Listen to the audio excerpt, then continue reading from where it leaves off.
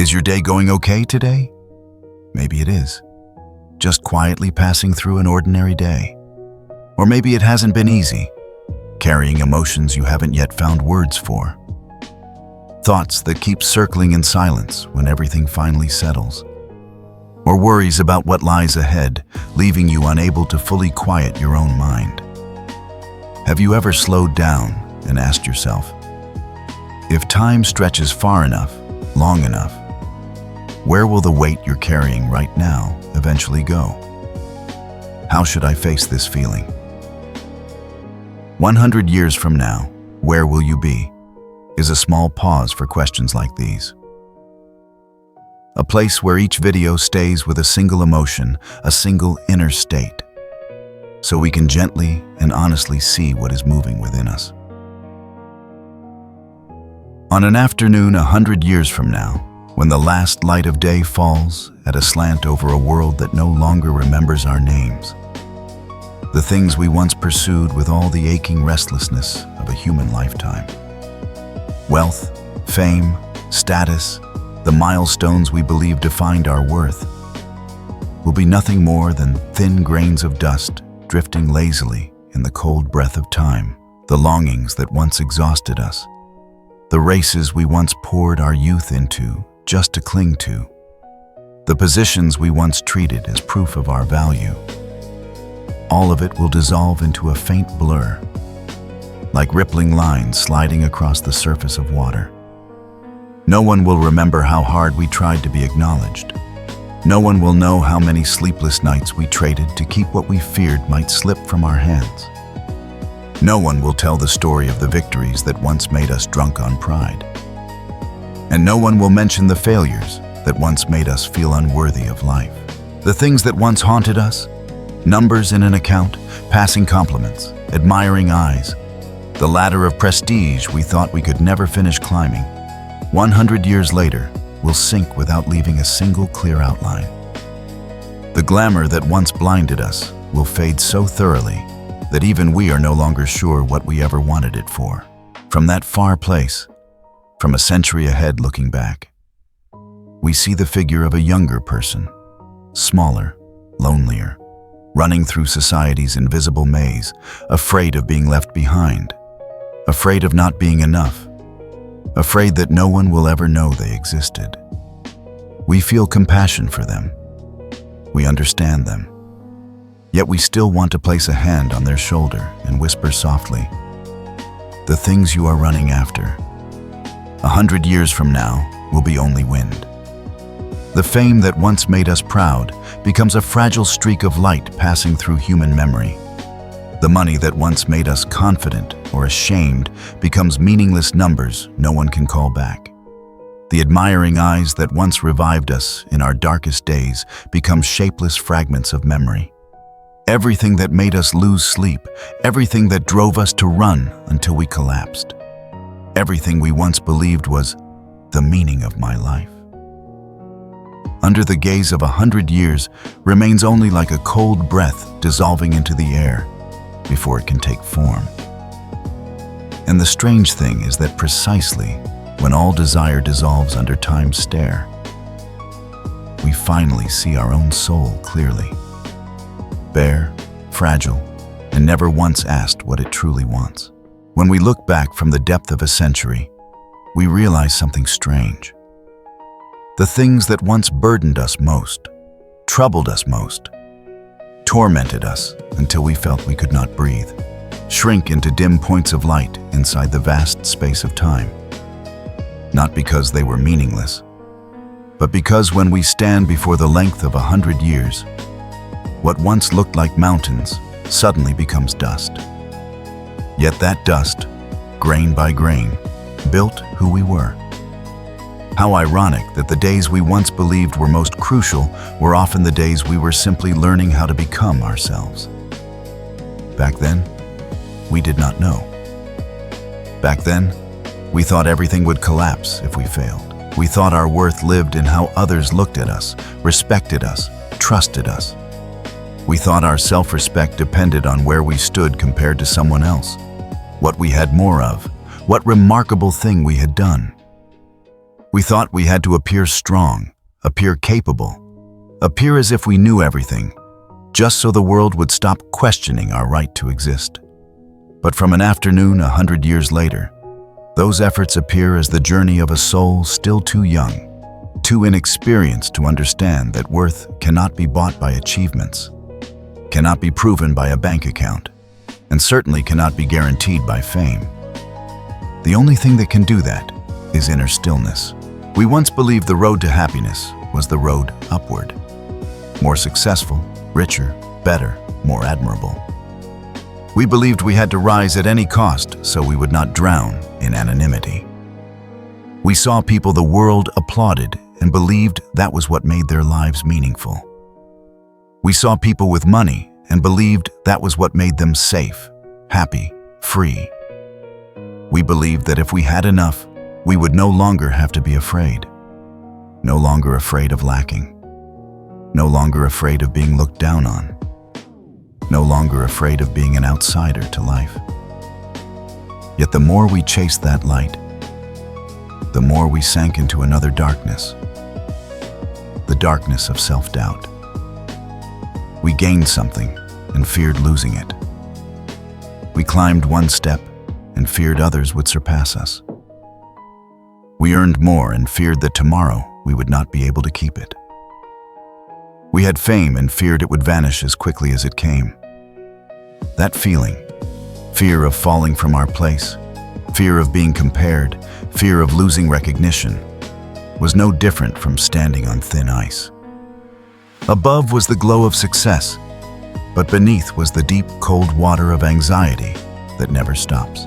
From the distance of 100 years, we realize fame is not light, it is fire. And every fire has its price.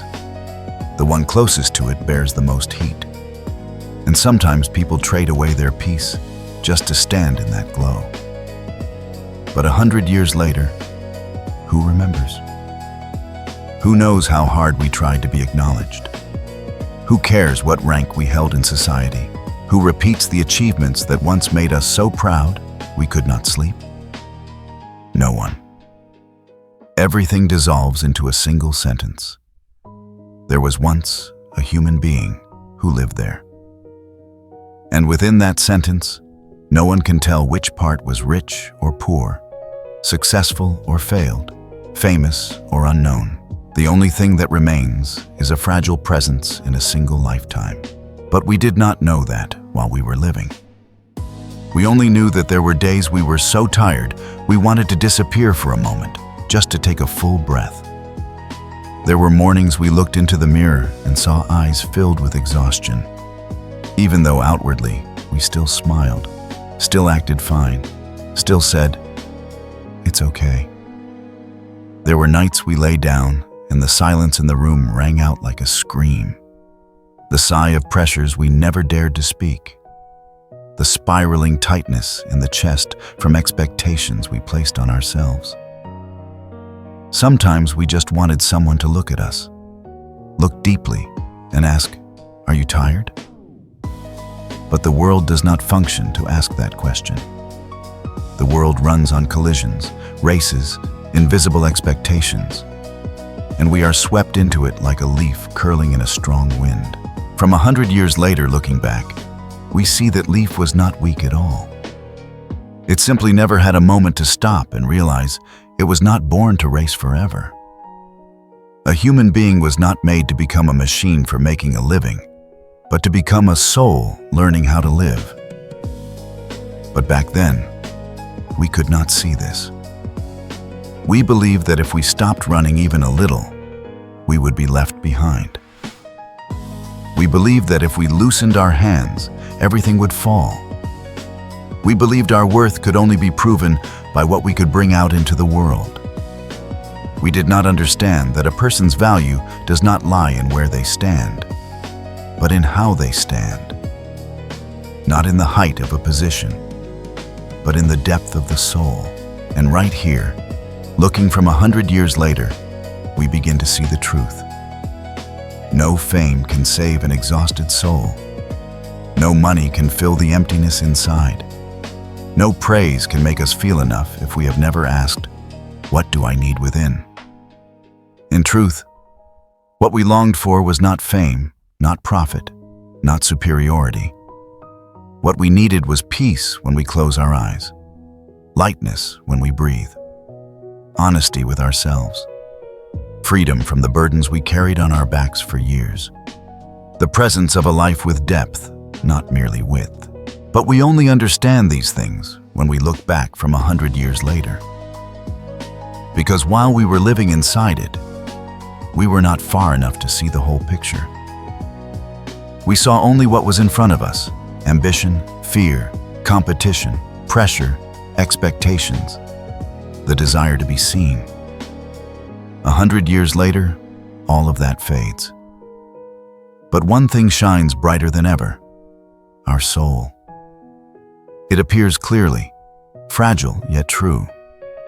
It carries no achievements. It carries no money. It carries no fame. It carries only one question: did I live truthfully? And that question is what continues to echo after everything else disappears. There are periods of life when everything inside us becomes heavy in a way that is hard to explain. No great disaster happens, no obvious loss, no one does anything unforgivable, yet we still feel as though we are carrying an invisible stone in our chest. We do not know where it came from. We only know it exhausts us down to the bone. That is when the mind begins to crack in small seams through which the light of truth slips in, illuminating the regions we have always avoided. We begin to realize that most of our pain does not come from the outside world, but from conflict within. One part of us wants to be strong. Another part only wants to rest. One part wants to move forward. Another part wants to disappear for a while just to breathe. One part wants to prove itself. Another part wants to drop everything and return to the simplicity of childhood. We do not know which part to follow, so we stand in the middle, precarious, suspended, belonging neither to where we stand nor brave enough to step forward. We often assume exhaustion comes from doing too much.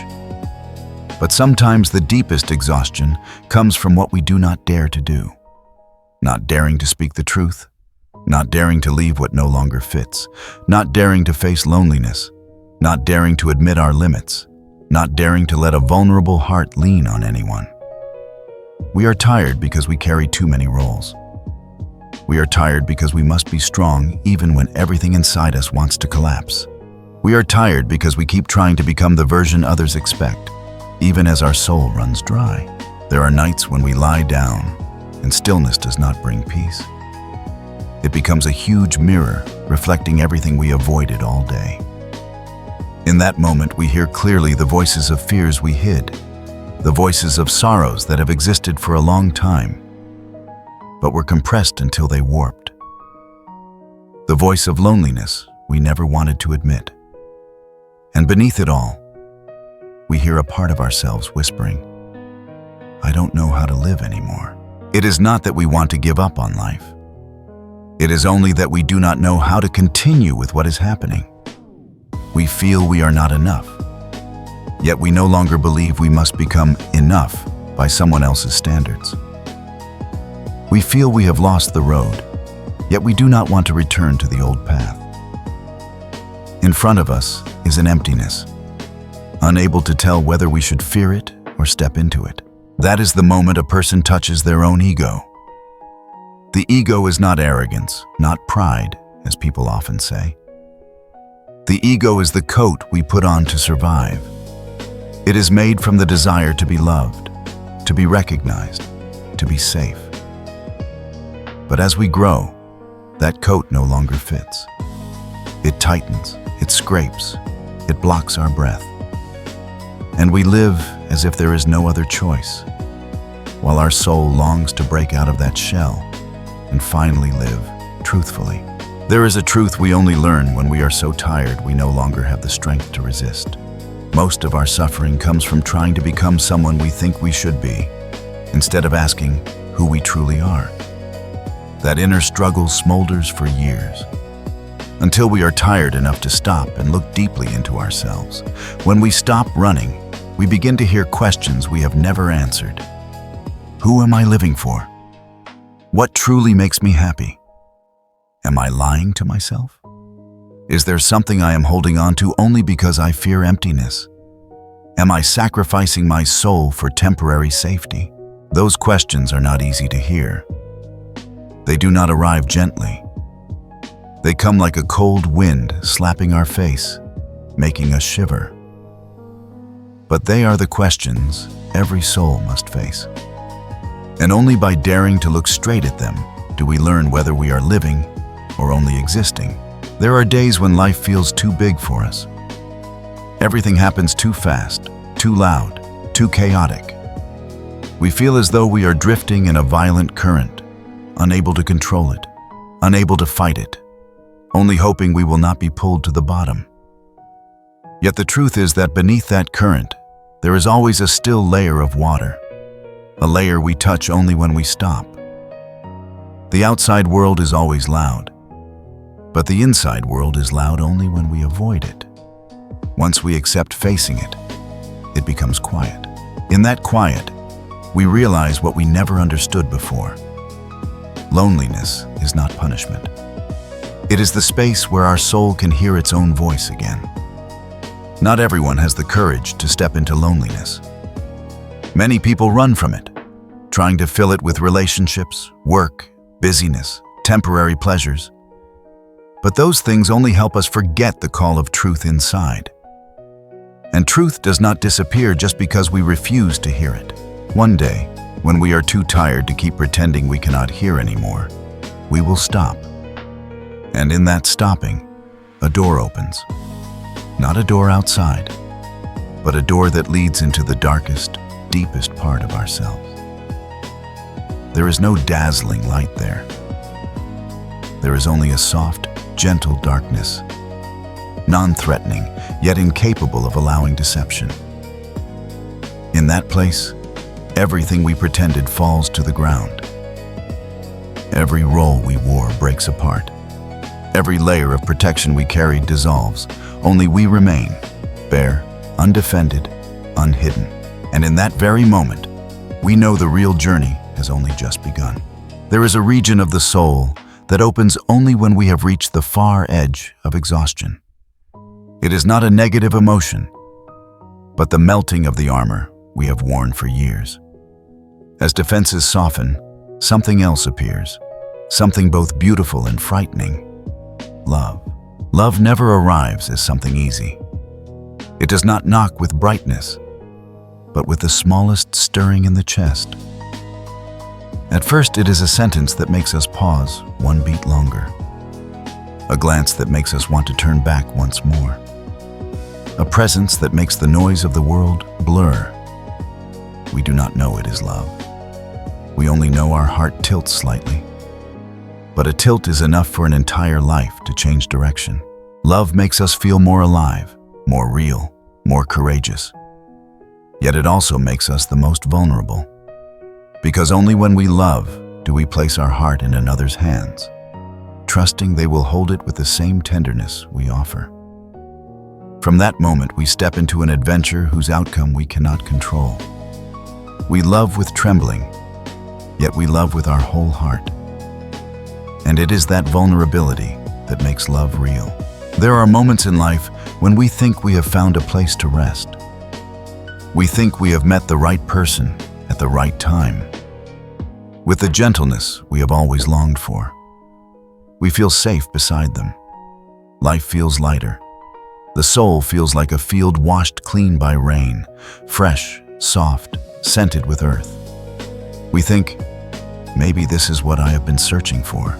But love does not promise to stay.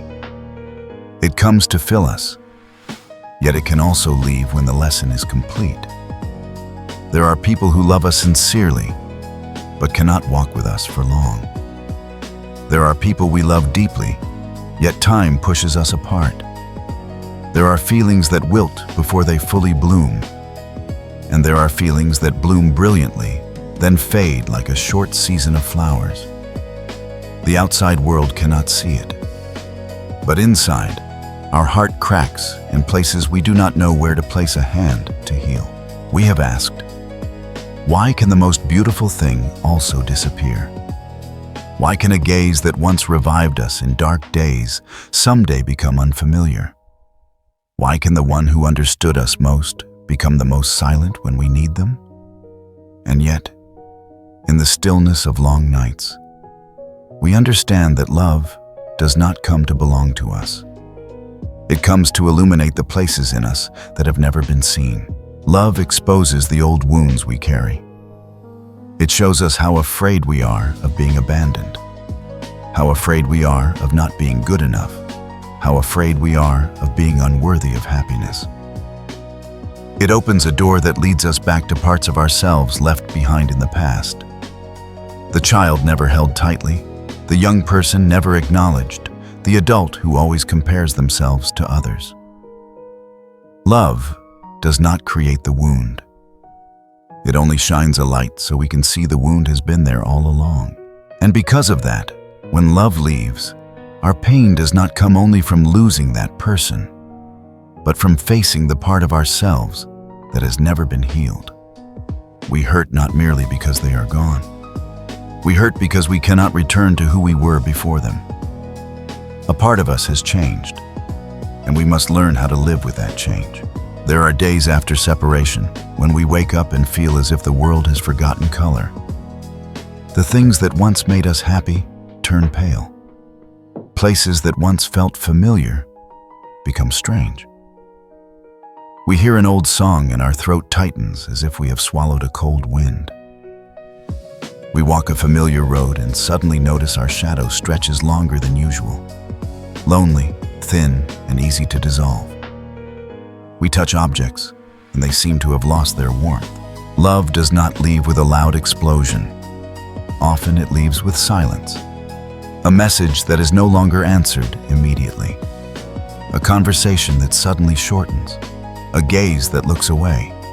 A hug that no longer lingers. An evening where no one asks, "How was your day?"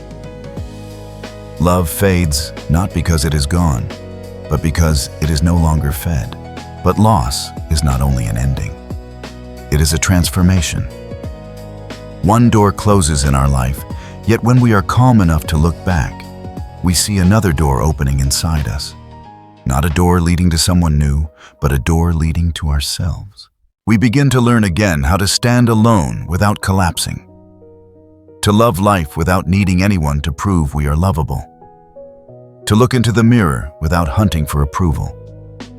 To keep walking even with empty spaces still unfilled. Every step after loss is a step deeper into the soul. And strangely, the deeper we go, the more stillness we find. There comes a moment when we suddenly realize love never truly left us. It only changed form. The person is gone, but the feeling that once made us come alive is still there. Memory is no longer sharp, but the tenderness we learned from loving remains intact. We carry it forward like a small piece of light in a pocket, enough to guide us when night falls. Love did not come to take something from us. It came to return us to ourselves, a deeper version, a more open version, a version that understands itself more. What hurts is not the loss of another person, but the shifting of the heart. And every shift has its price. When we pass through that pain, we do not become a weaker version of ourselves. We become someone who knows that everything beautiful is fragile and still dares to love. Someone who knows every departure can make us fall and still dares to step into emptiness. Someone who knows love does not belong to us forever, but the kindness we keep in our heart can belong to us for a lifetime. After seasons of love and loss, there is a quiet phase no one teaches us how to cross, the phase of emptiness. It is not a sharp pain like the first days after a breakup. It is the dull, muted stillness of days when everything begins to feel meaningless. We wake up without knowing why. We walk without knowing where. We smile when we must, fall silent when we can no longer pretend. And inside us, a wide hollow appears that we cannot even name. We are not exactly sad, but we are no longer happy. We are not exactly hopeless, but we no longer hold clear hope in anything. It feels as if our soul is standing at the threshold between two worlds. One world we no longer belong to, and another world we cannot yet enter. In that in-between, truth begins to find us. Not the truth of society, about success and failure, winning and losing, right and wrong, but the truth of ourselves. How long have we lived without stopping to ask what truly matters to us? All our life, we have been bound to invisible races, running to be loved, running to not be left behind, running to prove we have value, running to soothe wounds inside. And when we stagger from exhaustion, we realize we have never run for ourselves. We ran from fear. The ego, the thing we still think is me, is not our true self. It is the coat we wear to exist in this world. It is formed from judgments we heard as children, other people's expectations, social standards, family wounds, the fear of being seen, the times we were compared, denied, told we were not good enough. All of it stacks into a shell we mistake for who I am. But at some point, when we are too tired to keep pretending, that shell begins to crack. Those cracks do not hurt the way people imagine. They liberate. Each crack is a place where light can enter. Each fragment is something we no longer need to carry. As the ego begins to fall away piece by piece, we do not become emptier. We become truer. People call it a crisis, but it is awakening. No collapse happens inside us without making room for something deeper, more accurate, more tender. In that unraveling, we begin to look at ourselves with different eyes. Eyes that do not judge, do not accuse, do not compare. Eyes that are gentle, as if looking at a child who has been lost too long and has finally found the way home. We see our mistakes, but we no longer hate them. We see our weaknesses, but we no longer want to hide them. We see the flaws we once tried to cover at any cost, and now we see them as part of the architecture of the soul, the folds that make us who we are. People often say we must love ourselves. But how can we love ourselves when we have never given ourselves permission to be wrong, to be tired, to break, to be imperfect? Self-love is not self-praise. It is looking at ourselves truthfully and not abandoning ourselves. It is no longer wanting to become someone else. It is sitting alone in silence without believing we are blameworthy. It is not searching for someone to rescue us, because we have learned to place a hand on our own chest and say, "It's okay, I'm here." Healing begins the moment we stop searching for someone to explain our pain and start speaking to the pain itself. Not pushing it away, not silencing it, not attaching it to anyone, only listening. There are parts of us that have been silent for so long that when we finally open to receive them, we are surprised by how soft they are. There are wounds suppressed since childhood, careless words that hurt us, neglect, hugs that were not tight enough, looks that were not warm enough. They have lived inside us for decades, not disappearing, only changing shape into anxiety, avoidance, anger without a clear cause. When we begin to heal, we do not return to the past to blame anyone, but to hold our smaller self, the one who endured things beyond their years. We do not return to relive the pain, but to give that child a sense of safety. That is the deepest part of the inner journey, retrieving the pieces of ourselves we left behind in earlier years. At some point in healing, everything becomes frighteningly quiet. No more screaming pain, no more pounding anxiety, no more overwhelming loss, only quiet, like the surface of a lake without ripples. Many people think that is emptiness, but it is return. A soul accustomed to chaos will first feel peace as something unnatural. But slowly we realize peace is not the absence of emotion. It is the presence of ourselves. Silence begins to have its own voice. A voice so small, so light, that if we do not listen carefully, we will miss it. But once we hear it, we recognize it as the voice of our being, the deepest part we never had a chance to touch. That part does not want us to be strong all the time. It only wants us to be real. It does not demand that we become extraordinary. It only wants us to come home. It does not need the world to recognize us. It only needs us to live truthfully by what we know is right. In that silence, we realize life is not a race to become the best version of ourselves. Life is a journey of remembering who we were before the world told us who we should be. What makes us suffer is not that we are not good enough. It is that we have traveled too far away from ourselves. Now we understand that the meaning of life does not live in some grand objective, not in career, fame, achievements. The meaning of a human life lives in moments when we touch our own soul, when we breathe without a heavy chest, when we are silent without loneliness, when we are alone without needing to escape, when we look back at old wounds and our heart no longer trembles the way it once did. Meaning is not something we find at the end of the journey. Meaning is the journey. When we have gone far enough on the path of healing, there is a moment that is hard to name. The moment we are no longer the old person, but not yet fully the new one. It is like standing in the middle of a wide field where the wind has changed, and we are still learning how to step to its rhythm. The cries of our broken seasons are gone, but the laughter of bright days has not yet arrived. We do not hurt as we once did, yet inside there is a gentle emptiness, like a room freshly swept, light, but not yet warm. That moment is not being lost. It is transformation. Like a tree that must shed leaves before it can bud again. Like the sea that must have cloudy days before it turns blue again. Rebirth does not arrive with a bang. It arrives with silence. It arrives in nights when we sit alone and realize we no longer want to be the old person.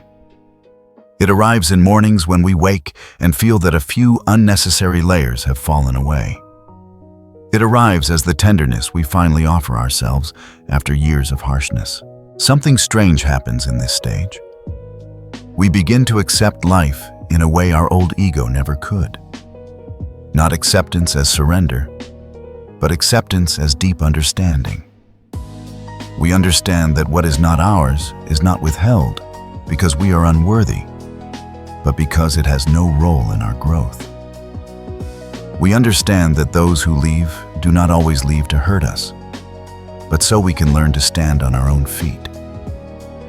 We understand that losses, rather than shrinking our life, expand it in another way. A way we only see once we mature, and then a subtle shift appears.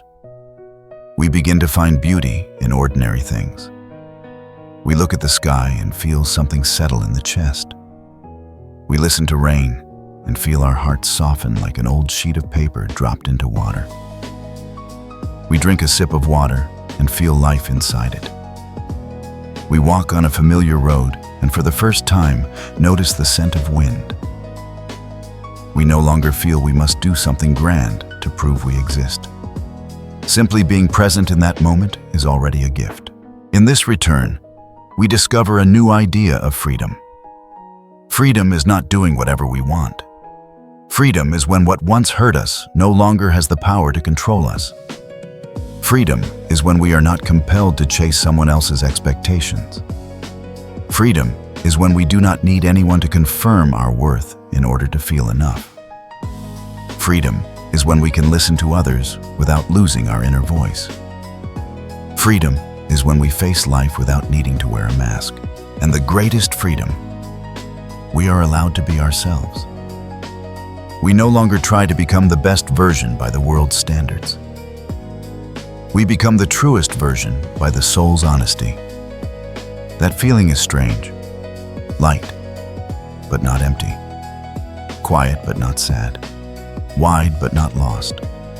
It is as if we have stepped out of a dark room into a bright forest where the light is not blinding, only gentle and sufficient. From that state, we begin to look back at the people who hurt us. But instead of blame, we feel tenderness. We see they could only give what they had. A wounded person can only love in wounded ways. A person afraid of closeness can only love through distance.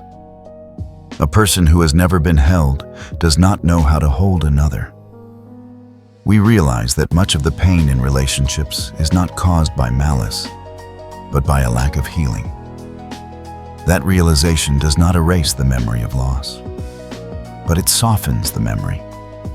Less thorn-like, more like a seam that is finally healed. Then we look back at ourselves. The one we once blamed, pressured, forbade, compared, belittled. Now we see that we lived too many years without knowing how to stand on our own side. We wanted others to love us while we did not know how to be gentle with ourselves. We wanted others to be patient with us while we gave ourselves none. We wanted others to listen to us while we had never listened to the smallest whispers of fatigue inside our own heart. When we begin to stand on our own side, the world changes. Not because the world changes, but because we have new eyes to see it. The things that once frightened us are no longer so large. The things that once hurt us are no longer so deep. The things that once forced us to bend no longer have that power. We do not become careless. We become someone who knows what truly matters. We are no longer led by fear. We are led by awareness. One morning, when we wake up, we realize life has quietly changed color. It is no longer a battlefield where we must fight for scraps of peace. It becomes a wide space with more light, where we can walk gently. We no longer compare our path with anyone else's. We no longer hold tightly what does not belong to us. We no longer chase what exhausts us. We no longer try to prove anything. We begin to feel grateful for the suffering that happened, because without it, we could not have arrived here. That peace is not something that comes once and stays forever. It comes in the rhythm of honesty. When we are truthful with ourselves, it comes. When we turn away from our true being, it leaves. But each time it returns, it is deeper than before. And each time we lose it, we learn something new about ourselves. At some point we realize, life is not for us to win, not to rise above others, not to become perfect. Life is for us to experience, to touch layers of feeling only humans can touch. To feel a sorrow a grain of sand will never know. To love, to break, to grow, to understand ourselves, to soften. Life does not require us to be strong all the time. It only requires that we be truly present in each moment. And that is when we understand. Living is not the effort to become different, but the courage to return to ourselves after everything that has passed. After we have walked through seasons of pain, seasons of loss, seasons of silent maturation, at some point we will find ourselves standing in the middle of life with different eyes. We no longer long for anything too dazzling, yet we no longer fear the dark. We become quieter, but not sad, deeper, but not heavy, stiller, but not empty. We understand life has its own rhythm, and our task is not to force it to follow our will, but to learn how to move with it in each moment. We no longer ask why what happened had to happen, not because we have answers, but because we understand some questions are not born to be answered. They are born to open a space of silence, and in that silence, our soul grows. What once pierced us like a spear becomes only faint scratches on the skin, We still feel them, but they no longer possess us. Our breakdowns become witnesses to the fact that we were brave enough to love, to trust, to hope. And our rising after falling becomes proof that the soul is not as fragile as we once believed. We begin to understand that some losses do not come to take, but to return. To return freedom from places we no longer belong. To return the clarity we lost when we chased others. To return the steadiness we could not see because we were too busy searching for someone else's arms. We see clearly that if one door closes, perhaps we are no longer meant to stand inside it. And if someone leaves, perhaps their journey in our life has completed. Acceptance does not come from no longer hurting. It comes from looking directly at pain with eyes that no longer tremble. Then one day, in an unannounced moment, we feel ourselves breathe more lightly. Not because life has become easier, but because our gaze has changed. The things that once worried us no longer occupy all of our mind. The things that once frightened us no longer control our steps. The things that once angered us no longer require resistance. We learn to let everything come and go in its own time. We do not cling, do not push away, do not fight. We become an observer of our own life without separating from it. We live with a calm we cannot explain, as if after years of drowning, we have finally found the point where peace can be touched. And in that peace, we begin to realize something we never saw when we were young. Everything in life is temporary. Happiness is temporary. Sadness is temporary. Success is temporary. Failure is temporary. People come temporarily. People go temporarily. Even we are only a guest resting briefly in the stream of time. Realizing that does not make us pessimistic. It makes us cherish more. We cherish an ordinary afternoon. We cherish an honest conversation. We cherish being remembered. We cherish an unhurried hug. We cherish a simple meal. We cherish a breath that carries no pressure. Knowing everything is fragile, we live each moment more deeply, but without clinging. We love fully, but we do not grip. We keep things in the heart, but we do not force anyone to stay. When the mind is no longer yanked by the past or pushed by the future, we begin to live in the present with a strange wholeness. The present is not a place we are ordered to live in, but the place where we begin to see beauty in the smallest details. We hear our own footsteps and feel they are part of a larger symphony. We watch a leaf fall and know it is completing its role. We feel life in every movement, even when nothing seems special. And we understand meaning does not live in dramatic events. It lives in the awareness we bring into each small action. At this point, when we look back at the road we have traveled, we will see that many versions of ourselves have existed. There was a version of us that was angry at everything. A version that believed love would save us. A version that feared facing ourselves. A version that chased illusions we mistook for the future. A version that was exhausted but still forced to smile. A version that longed to be seen. And now, a version that knows how to stand firm even when no one stands beside us. All those versions deserve to be honored. Not because they were perfect, but because they were honest with what they felt at the time. There is no present self without those clumsy earlier selves. There is no new strength without old collapse. There is no tenderness now without the days we were cold to ourselves. Each version is a layer of soil feeding the next. And when we look back at everything, we realize we never truly went backward.